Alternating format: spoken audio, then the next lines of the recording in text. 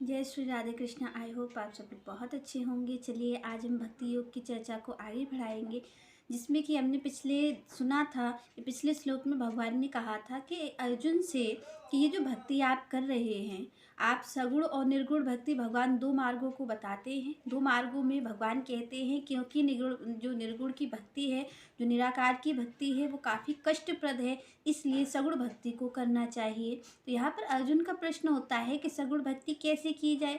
तो भगवान कहते हैं कि अविचल भाव से आप मेरी भक्ति कर लो और मेरे में चित्त को लगाओ, बुद्धि को स्थिर, मन को स्थिर करने के बाद बुद्धि को मुझ में लगाओ, मेरी सेवा करो।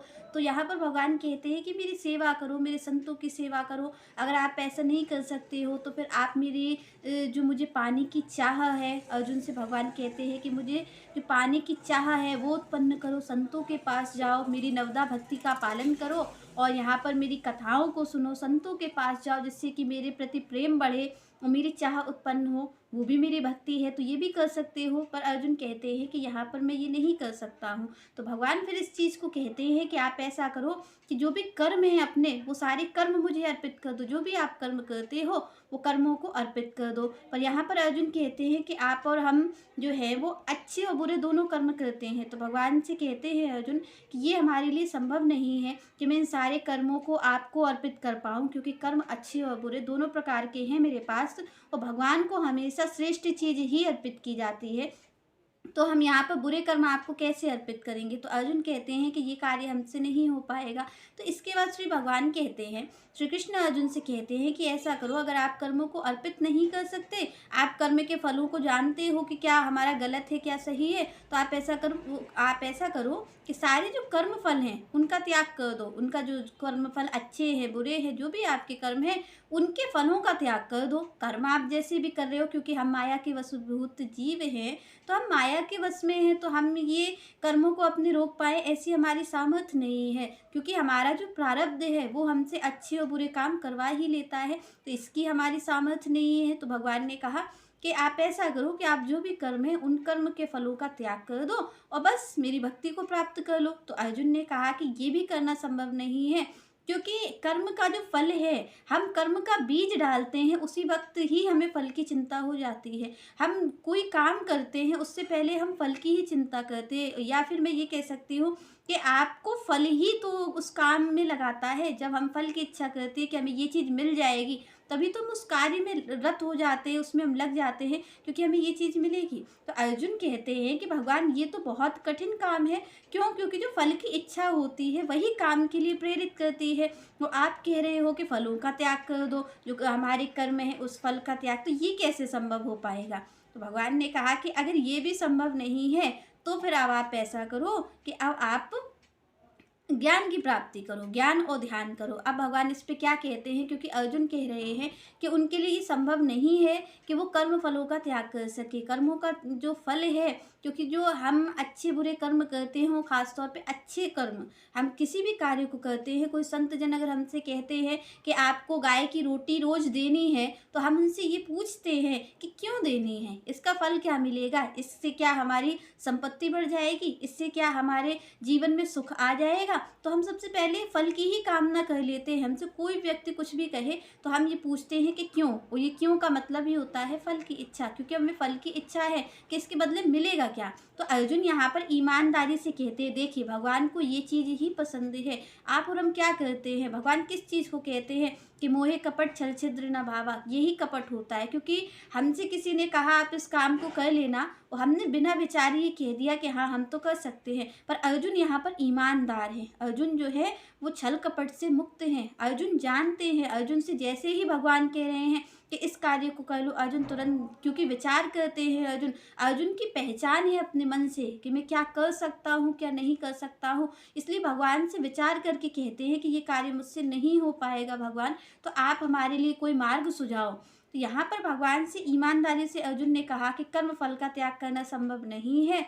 क्यों? क्योंकि हम जो काम करते हैं वो फल की ही इच्छा से करते हैं, तो ऐसा कैसे हम कोई कर्म कर लेंगे जिसमें कि फल की इच्छा ना हो। तो भगवान से अर्जुन कहते हैं कि श्री कृष्ण, हमें ये सामर्थ्य नहीं है कि हम ऐसा काम कर सके जिसमें हमें फल की इच्छा ना हो, क्योंकि ये कार्य हमसे नहीं होगा। तो फिर आगे श्री कृष्ण क्या कहते हैं उस बात पे आज हम चर्चा करेंगे। तो आगे श्री कृष्ण कहते हैं, श्रेयः हि ज्ञानम अवस्यात् ज्ञानात् ध्यानम विशिष्यते ध्यानात् कर्म त्याग्यात शांति अनंतरम। तो भगवान ने कहा कि आप ऐसा करो कि आप सबसे पहले, क्योंकि आप में वो सामर्थ्य नहीं है, आप कह रहे हो कि ये जो कर्म है इसको त्यागने की, इसके फल को त्यागने की हमारी सामर्थ्य नहीं है। जब अर्जुन ने इस चीज़ को कहा कि ये जो कर्म हम कर रहे हैं वो हम फल की इच्छा से करते हैं, और इसे त्यागने की हमारी सामर्थ्य नहीं है। तो भगवान ने कहा कि ये जो सामर्थ्य है, जो आप कर्म कर रहे हो, और ये जो कर्म फल की इच्छा है ना, यही आपके लिए बाधा है। क्योंकि हम जब कोई कर्म करते हैं ना, हम इच्छा बांध लेते हैं, अगर वो इच्छा पूरी हो जाती है तो सुखी हो जाते हैं, और अगर वो इच्छा पूरी नहीं होती है तो हम दुखी हो जाते हैं। और दूसरा कारण ये भी रहता है कि जो फल की इच्छा होती है वो कहीं ना कहीं हमारा जो कर्म है जिसे हम दृढ़तापूर्वक कर सकते थे और हम फल को अच्छा प्राप्त कर सकते थे, तो उसमें क्या होता है कि थोड़ी सी हमारी शक्ति को वो इच्छा ले लेती है। जो हमारे फल की इच्छा है वो हमारी शक्ति को थोड़ा सा ले लेती है, और चाहते तो हम उस शक्ति को अगर उस कर्म में लगा देते तो हमें फल की प्राप्ति तो वैसे ही हो जाती। तो यहाँ पर भगवान इसी चीज़ को कहते हैं कि ये जो त्यागने कि आप में सामर्थ्य नहीं है, ये जो दुर्बलता है कि आप कह रहे हो कि मैं फल को कैसे त्यागूं, मैं कैसे फल की इच्छा को त्याग दूं, तो भगवान कहते हैं कि इस दुर्बलता को कौन दूर करेगा। ये जो आप दुर्बल हो, जो आप फल का त्याग नहीं कर सकते, इसको कौन दूर करेगा, इसको ज्ञान दूर करेगा। भगवान कहते हैं कि ये जो फल की इच्छा है ना आपकी हर चीज़ में फल प्राप्त करने की, ये अज्ञान है। तो भगवान यहाँ पर कहते हैं कि आपको क्या करना है कि आपको ज्ञान लेना है, आपको ज्ञान की प्राप्ति होनी चाहिए। तो भगवान कहते हैं कि अगर ऐसी दुर्बलता है और ये जो सामर्थ्य नहीं है हर चीज़ की, आप मुझे मना करते जा रहे हो एक एक करके कि मुझ में सामर्थ्य नहीं है, तो भगवान कहते हैं कि ये दुर्बलता का कारण क्या है। इस दुर्बलता का कारण है ज्ञान, क्योंकि आपने ज्ञान नहीं लिया है। अगर आपने ज्ञान लिया होता तो आप ऐसी बात नहीं करते। तो भगवान कहते हैं कि ये जो अज्ञानता है, ये जो अज्ञान का अंधेरा है ना, इसको हटाओ अर्जुन। तो यहाँ पर कहते हैं भगवान की ज्ञान के शरण में जाओ, आप ज्ञान लो। जब आप ज्ञान लोगे तो आप, भगवान कहते हैं कि देखो सबसे पहले तो ज्ञान आता है, और ज्ञान के बाद क्या होता है कि आप जब ज्ञान ले लेते हो तो ये जो त्याग की क्षमता होती है, जब हम जान जाते हैं कि ये चीज़ हमारे लिए अच्छी है कि बुरी है, तो जब हम ये जान जाते हैं कि ये चीज़ अच्छी नहीं है तो हम स्वतः ही उसे त्याग देते हैं। तो भगवान कह रहे हैं कि आप पहले ज्ञान की ओर जाओ, पहले आप ज्ञान लो, उसके बाद आप ध्यान की ओर जाओ। आप मतलब ध्यान का मतलब होता है आपने किसी चीज़ को पढ़ा, किसी चीज़ को पढ़ा तो वो तो आपका ज्ञान हो गया। आपने गुरुजनों से, संत जनों से, कथा में आपने कोई चीज़ को सुन लिया तो वो तो ज्ञान हो गया। फिर भगवान कहते हैं ध्यान। ध्यान का मतलब होता है एकांतिक, आप उस मन, जो आपने बात सुनी है उस बात का आप चिंतन कर रहे हैं, आप मनन कर रहे हैं कि कितनी सही है कितनी गलत है। तो भगवान यहाँ पर कहते हैं कि पहले तो ज्ञान होना चाहिए। जब आप ज्ञान ले लोगे, जब संत जनों से बात सुनोगे कि ये जो दुख है संसार में, ये किस चीज़ का दुख है, और जब हमें ज्ञान आ जाता है कि क्या दुख है क्या सुख है और कैसे सुखी हो सकते हैं, तो भगवान कहते हैं कि पहले तो ज्ञान की तरफ जाओ, पहले बात को सुनो कि ज्ञान क्या कहता है, क्या चीज़ है और क्या नहीं है। उसके बाद फिर उसका चिंतन करो, ध्यान की तरफ जाओ, एकांत लाओ अपने जीवन में, ध्यान की तरफ जाओ, ध्यान करो कि क्या चीज़ इसमें हमने जो मिस कर दी थी, हम क्या चीज़ नहीं सोच पा रहे। तो भगवान कह रहे हैं जो ज्ञान है ना, ज्ञान का दीपक जब जलेगा तो निश्चित रूप से अंधेरा छट जाएगा, क्योंकि जीवन में अंधेरा है, इसीलिए तो हमें जो चीज़